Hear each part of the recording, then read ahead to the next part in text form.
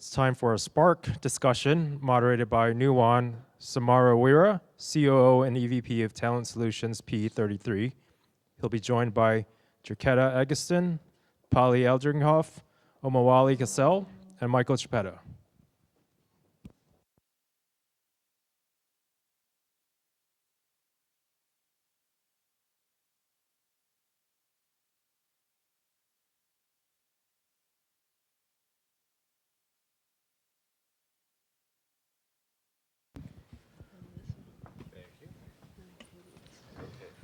Okay, well, thank you everyone. It's great to be here. I'm Nuwan Samaraweera. I'm the EVP of COO and EVP of Talent Solutions at P33.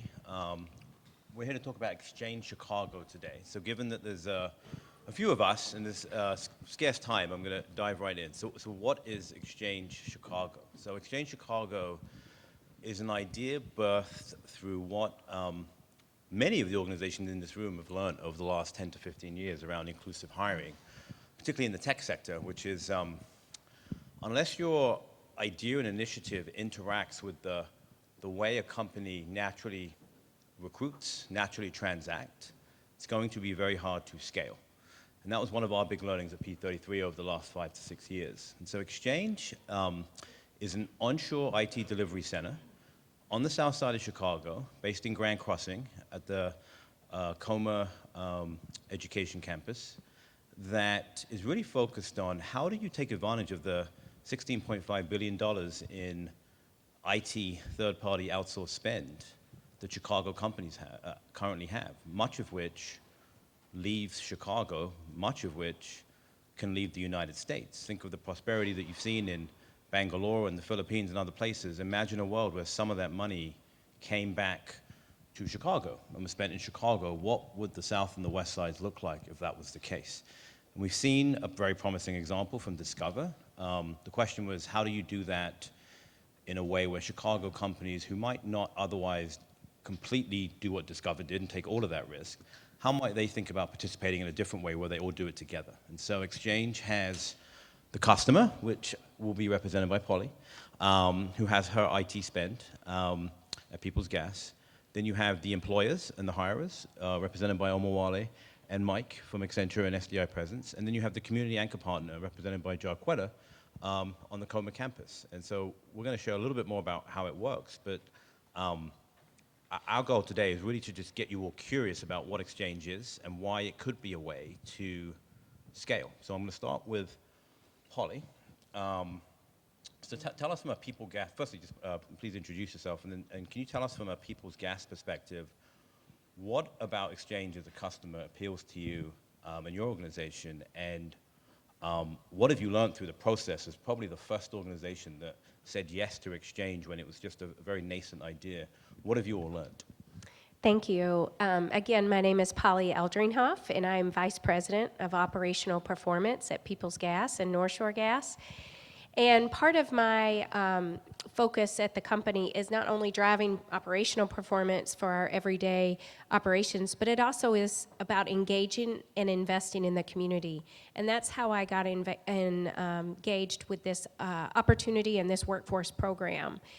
When I think about the Exchange Chicago and really why it is special to us at People's Gas, because it is putting jobs back into the neighborhood.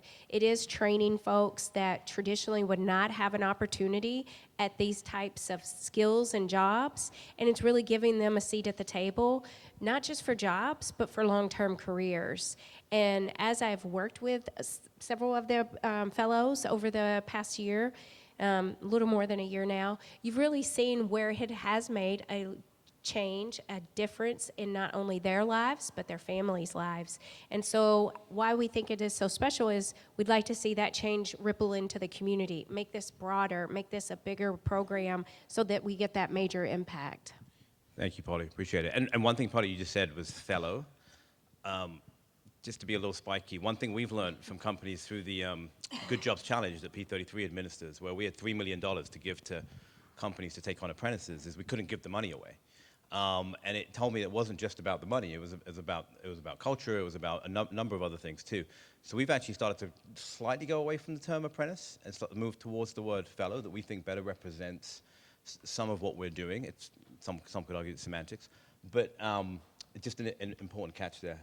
Omowale, why don't you share from the SDI perspective, because I do think SDI is a very unique player in this in terms of what you do, the commitments you have made, both from a CapEx perspective and an OpEx perspective, and why SDI does this.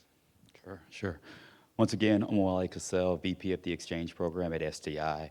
One of the things that I would sort of think about as we're thinking about Exchange is that we've made an investment in the community. So we have a facility that's in the greater Grand Crossing neighborhood that has space for about 150 apprentices. And I think that something that's very important is that this is proximate to the Discover Contact Center that Nuwan talked about. It's not too far from the Illinois Microelectronics and Quantum Park. There's the Obama Presidential Center. And so we're sort of creating a critical mass within the community there.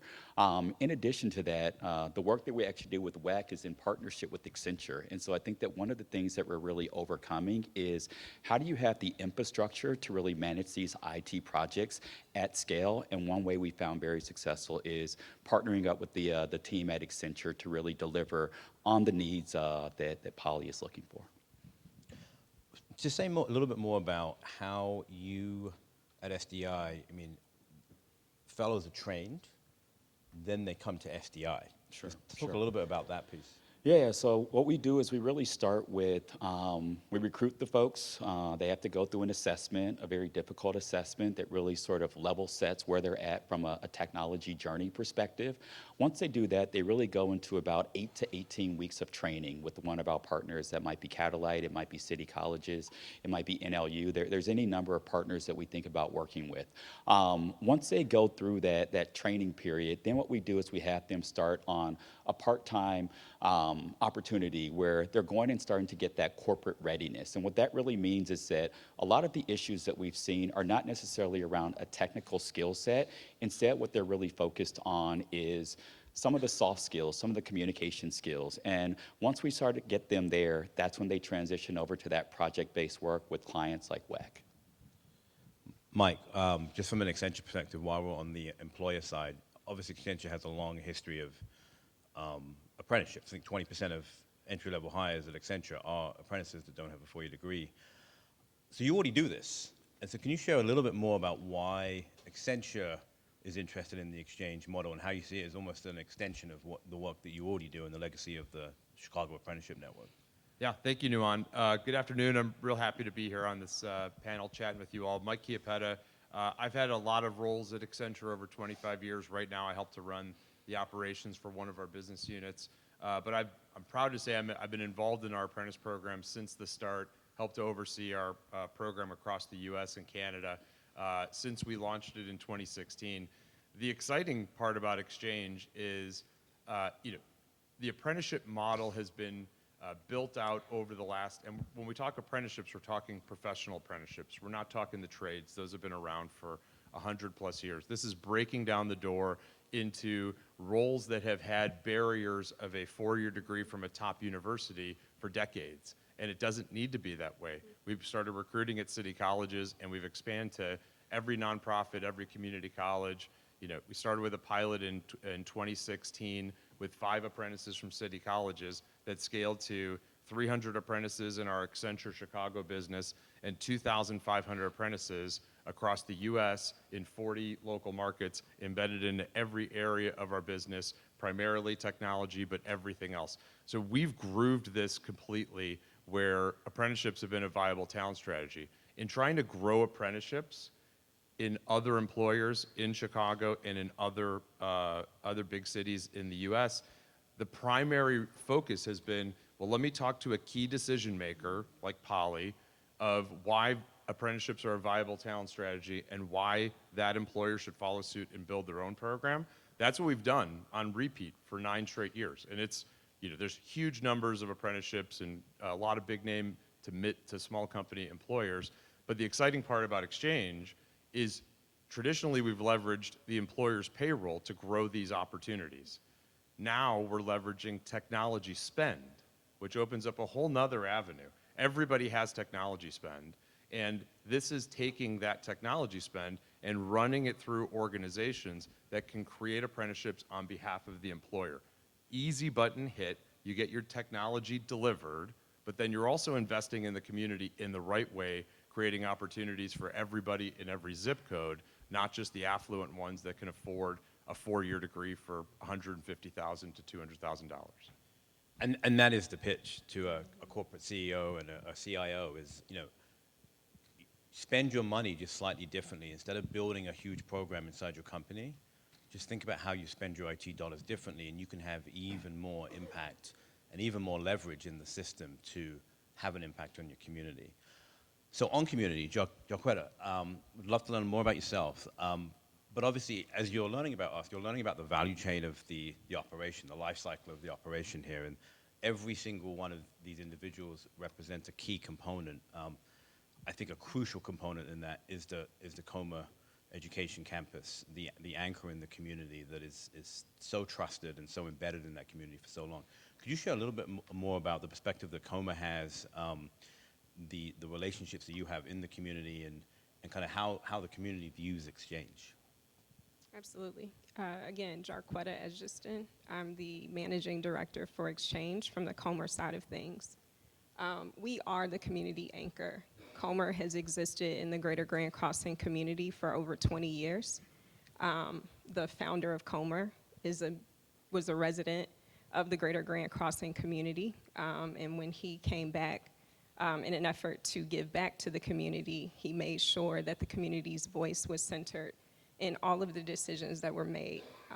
He had a desire to give back, but wanted to do so in consultation with the community to make sure that anything that was established would be well received. And 20 plus years ago, he had listening sessions, town halls, and that has continued. So every additional piece of the Comer puzzle involves a lot of community conversation. We've built trust, we've built credibility. We make sure that everything that we do is done from the community's lens. And fortunately, the Comer family stays in tune with the community, and so that trust is repurposed and persists. When we work with the community, it's not just, kind of fly by night. It's because we're embedded there. We participate in programming. We allow community organizations to utilize Comer spaces and resources and access to other anchors, community anchors. And so again, we repurposed the credibility that was established 20 plus years ago. We are able to tap residents of the Greater Grand Crossing community really often, and especially as we develop additional programming opportunities. And so when Exchange became a potential, staple for the Comer campus, we made sure to do an assessment and ensure that the community would buy in to this new kind of state-of-the-art addition to the Comer campus, this innovation that Comer was interested in, and with support from people like Omowale and SDI, we are able to train community residents from the lens of the employer to ensure that the training will actually make them employable when opportunities present themselves. Thank you. So I'll throw it open to all of you now, just for a minute or two, open forum. What's been the hardest thing about Exchange so far? And what's the piece that excites you most when it comes to this has a chance to scale? I can take that first if you guys are good.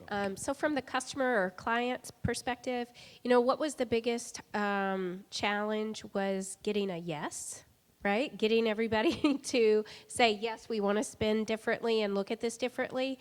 How did we get over that? We talked about what our concerns were, but working with our partners at SDI Presence as well as Accenture, who happens to be a very big partner of ours, a lot of those concerns were mitigated. They take a lot of that risk from us, and we're just still the client sourcing spend through SDI presence or through Accenture. So, they're the employer. They take on the supervision. They take on the benefits. They take on making sure that, and before they get there, before the fellow gets to SDI or Accenture, they are already properly trained. So it really does take a lot of the overhead and the burden off of the actual customer, and you get to try these fellows out, and then hopefully if they are successful, you work them into a full-time career. So that's why I think it's that's been my challenge, and that's been why I see it scalable. I don't know if anybody you. wants to add Others? to that. The opportunity to scale, I mentioned it. It's the same reason that I think we're still just scratching the surface with thousands of apprenticeships created at Accenture across the U.S., multiple employers, is this doesn't require millions of dollars of a grant to develop curriculum to train people on. There are incredible talent hubs, bless you, all over Chicago that we're connecting to, and Exchange is now just another one of those gems that the apprenticeship model that Exchange is built off of. All we're doing is connecting dots to incredible talent education centers that are training folks, and we're just thinking slightly different and more creatively about how we're creating the roles, responsibilities, and jobs. And it's tapping into a huge market of folks that are underutilized, incredibly hungry, and productive. So I think the opportunity to scale is massive, because there's a huge opportunity, because again, it doesn't require, millions of dollars, if you have it for a grant, would be helpful, but it doesn't require that to scale. It's a key decision maker like Polly thinking creatively and opening the door for recruiting wider and having a lot of success based off of proven examples. And we should actually make this clear. The way Exchange is designed is, ideally there's going to be some philanthropy at the beginning to help get it off the ground, but the core fundamentals of what keeps it alive is intended to be the $16 billion of spend that's going through Chicago. Right? Those are the dollars that we want to pull through to create the careers. I think there'll be a role for philanthropy in a variety of spots, but it shouldn't be the actual core foundation that's keeping it afloat as philanthropy. It should be the dollars flowing through the system from the customer. I'm conscious of time. We have a minute and a half left. I think we were asked to leave with one give and one ask. And so collectively, I wonder if Jarquetta, Omowale in particular, perhaps you can share with us a give to the audience and an ask. So to Nuwan's last question about the opportunity, what's been most difficult for Comer is wanting to say yes to everyone and not having the opportunity. We have people who are incredibly talented, a lot of people who are already technically trained, and because we don't yet have the opportunities on the table, we kind of have to slow our roll a little bit, and we can't move as quickly as we would like. We have people who are excellent already, and we prepare them for the workforce, but we cannot say yes to everyone right away. But we would love for the opportunity to partner with those of you who are here and your networks to be able to scale this a bit more quickly than we could just the collective of us who are on this stage. For me, in 12 seconds, I'd say the give would be come and meet the fellows. Like, all of this is around their stories, their backgrounds, their experiences, and what they contribute to a growing tech ecosystem. And so I would ask you all, for those who have time, come down to the south side of Chicago and see what the future of workforce development is. We have 28,000 square feet on the Comer campus. There's a high school, a youth center, and now a workforce development space that is going to have the innovations of tomorrow. And so when we think about compute, and if you want a globally competitive Chicago, come and see where we're doing that on the south side of Chicago. Thank you, everyone. Thank you.